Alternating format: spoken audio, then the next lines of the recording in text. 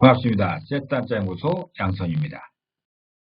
한자는 태고일의 삶의 모습이 그대로 담긴 애환과 지혜의 생생한 인류 역사입니다.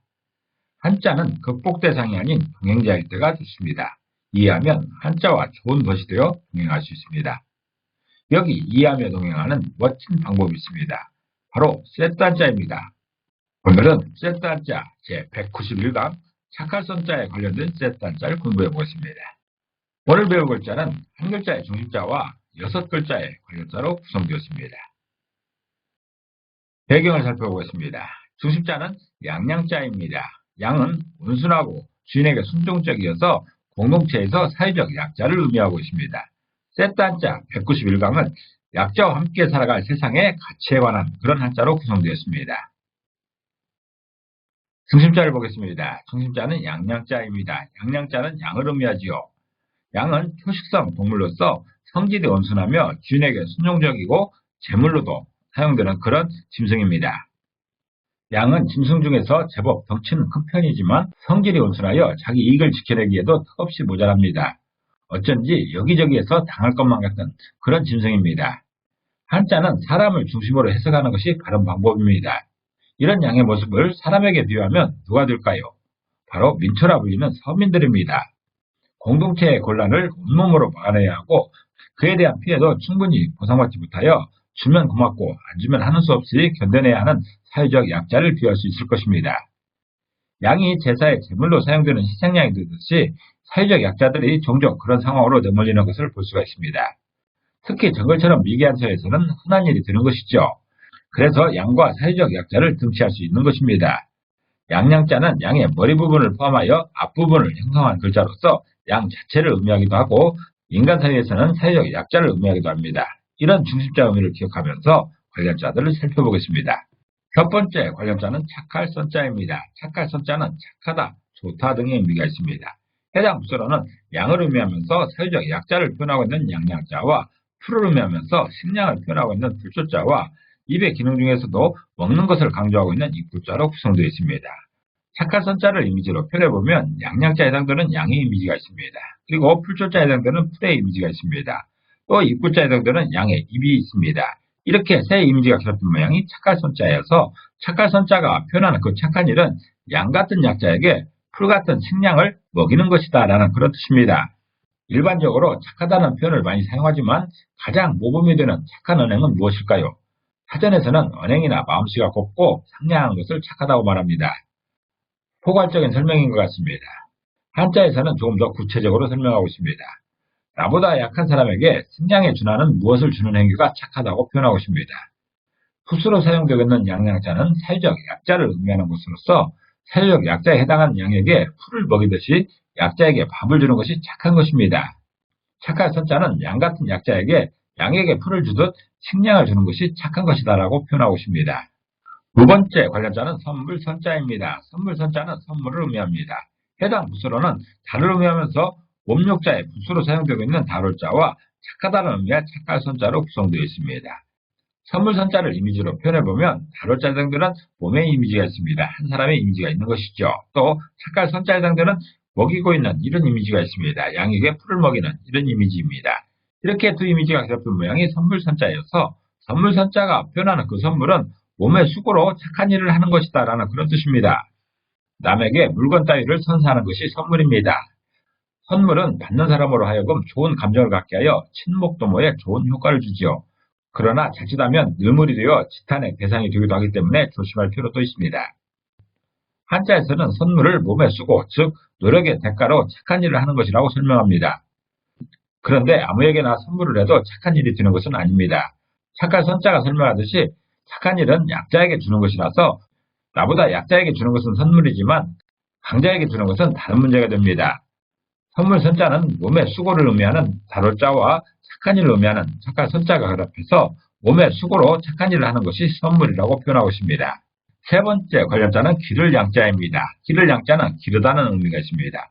해당 부서로는 양을 의미하면서 사회적 약자를 표현하고 있는 양양자와 밥을 의미하면서 음식을 표현하고 있는 밥식자로 구성되어 있습니다. 기를 양자를 이미지로 표현해보면 양양자에 해당되는 양의 이미지가 있습니다. 그리고 밥식자에 해당되는 밥 한 그릇이 있습니다. 이렇게 두 이미지가 결합된 모양이 기를 양자여서 기를 양자가 표현하는 그 기른다는 거, 양육은 양 같은 약자에게 음식을 먹이는 것이다 라는 그런 뜻입니다. 아이를 보살펴 자라게 하는 것을 양육이라고 합니다. 양육이란 단어 중에 보살피는 것을 의미하는 한자가 기를 양자입니다. 기를 양자는 아이를 보살피는 태도에 관한 것으로 부수 중에서 약자를 의미하는 양양자가 상부에 배치되고 밥을 의미하는 밥식자가 아래에 배치되어 있습니다. 다시 말해서 약자인 아이를 밥결도 하면서 밥을 먹이는 것으로 설명할 수 있습니다. 정성을 다하여 보살피라는 것이지요. 요즘 특히 양육에 관한 문제가 사회적으로 관심이 높습니다. 아이들을 어쨌거나 키우기만 하면 되는 것이 아니고 정성껏 모시듯이 키워야 제대로 된 양육이라는 설명입니다. 정성이라는 의미를 잘 해석해야 할 것입니다. 기를 양자는 양 같은 약자에게 음식을 정성껏 먹이는 것이 기르는 것이라고 표현합니다. 참고로 양육은 사람에 관한 것이고 사육은 짐승에 관한 것입니다. 네 번째 관련자는 옳을 의자입니다. 옳을 의자는 옳다, 바르다 등의 의미가 있습니다. 해당 구조로는 양을 의미하면서 사회적 약자를 표현하고 있는 양약자와 나 자신을 표현하고 있는 나자로 구성되어 있습니다. 옳을 의자를 이미지로 표현해보면 양약자에 해당되는 양의 이미지가 있습니다. 그리고 나 아자에 해당되는 한 사람의 이미지가 있습니다. 나 자신인 것이죠. 이렇게 두 이미지가 결합된 모양이 옳을 의자여서 옳을 의자가 표현하는 그 옳은 일은 양 같은 약자를 내가 존중하는 것이다 라는 그런 뜻입니다. 옳을 의자도 기를 양자와 유사한 상황입니다. 내가 양을 받드는 그런 모양이지요. 옳은 일, 즉 의로움이라는 말은 공동체에 나를 희생하는 모습입니다. 얼마 전에 의인 김수현님의 20주기 추모 행사가 열렸다는 기사를 본 적이 있습니다. 2001년 1월 26일에 일본 신오쿠부역에서 선로에 떨어진 사람을 구하다 목숨을 잃은 당시 유학생이었던 김수현 씨를 추모하는 그런 행사입니다. 선로에 떨어져 목숨이 경각에 달린 이름 모를 어떤 분을 구하기 위해서 자신의 목숨을 희생한 그런 분입니다. 옳을 의자의 개념은 곤란에 처한 이웃을 위해 나를 바치는 것입니다. 옳을 의자는 어려운 이웃을 의미하는 양양자와 나를 의미하는 나아자가 결합해서 내가 어려운 이웃을 위해 희생하는 모습이 의로움이라고 표현하고 있는 것입니다. 다섯 번째 관련자는 의논할 의자입니다. 의논할 의자는 의논을 의미합니다. 해당 부서로는 말씀을 의미하는 말씀 문자와 옳다라는 의미의 옳을 의자로 구성되어 있습니다. 의논할 의자를 이미지로 표현해보면 말씀 원자에 해당되는 말하고 있는 한 사람의 이미지가 있습니다. 그리고 옳을 의자에 해당되는 사람들을 떠받치고 있는 이런 이미지가 있습니다. 이렇게 두 이미지가 결합된 모양이 의논할 의자여서 의논할 의자가 표현하는 그 의논은 말로 옳음을 행하는 것이다 라는 그런 뜻입니다. 어떤 일에 대하여 서로 의견을 주고받는 일을 의논이라고 하기도 하고 토론이라고 하기도 합니다. 또는 회의라고도 하죠. 물론 비슷한 맥락이지만 조금씩 다른 의미도 있습니다. 그 중에서 의논은 무엇이 옳은지에 관한 것입니다. 옳을 의자가 의미하는 옳음에 다가가기 위해서 말하는 것을 의논이라고 하는 것입니다. 옳음이란 곤란에 처한 어려운 이웃을 도우려는 의도에서 내가 희생하는 것을 말하고 있는 것이죠. 그렇게 어려운 이웃을 돕기 위해 서로 말하는 것이 의논인 것입니다. 그런 일을 하는 대표적인 집단이 국회의원입니다. 국가에서 필요에 의해 모여 의논하는 사람들인 것이죠.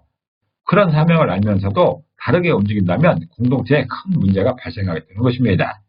의논할 의자는 옳음을 위해 말하는 것이 의논이라고 표현합니다. 여섯 번째 관련자는 아름다울 미자입니다. 아름다울 미자는 아름답다라는 의미가 있습니다. 해당 부서로는 양을 의미하면서 사회적 약자를 표현하고 있는 양약자와 크다라는 의미의 큰 대자로 구성되어 있습니다. 아름다울 미자를 이미지로 표현해보면 양약자에 해당되는 양의 이미지가 있습니다. 그리고 큰 대자에 해당되는 팔 벌려 크게 손짓하고 있는 이런 이미지가 있습니다. 이렇게 두 이미지가 결합된 모양이 아름다울 미자여서 아름다울 미자가 표현하는 그 아름다움은 양 같은 약자에게 큰 힘을 주는 것이다 라는 그런 뜻입니다. 균형과 조화를 이루어 즐거움과 만족을 주는 정도를 아름답다고 표현합니다. 아름다움을 다르게 표현한다면 질서라 할 수 있을 것입니다. 공동체가 원활하게 작동할 수 있도록 유기적인 움직임을 보이는 것이라 할 수 있는 것이지요. 공동체의 불균형은 강자가 약자를 배려하지 않는 것에서 시작되고 그것에서 마무리된다고 할 수 있습니다. 말로만 이해준다고 한다든지 아니면 노골적으로 약자를 배치한다면 반드시 사단이 나게 되겠습니다. 건강한 공동체라면 큰 사람일수록 약자에 대한 배려가 있어야 할 것입니다.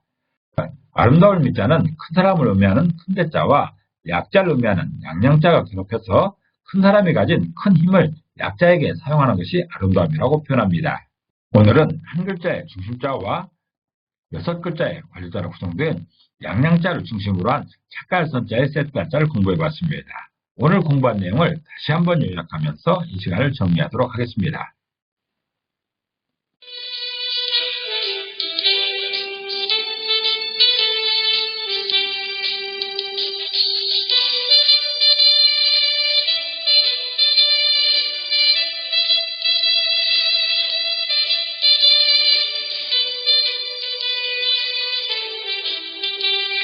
한자는 뜻글자입니다. 그래서 모든 한자에 한획한획의 의미가 있습니다. 그렇지만 그 의미에 대단한 비밀이 있는 것은 아니고 우리들의 상식에 기반하고 있습니다. 우리들의 상식에 기반하여 이해하고 설명하는 한자, 세트 한자였습니다. 감사합니다.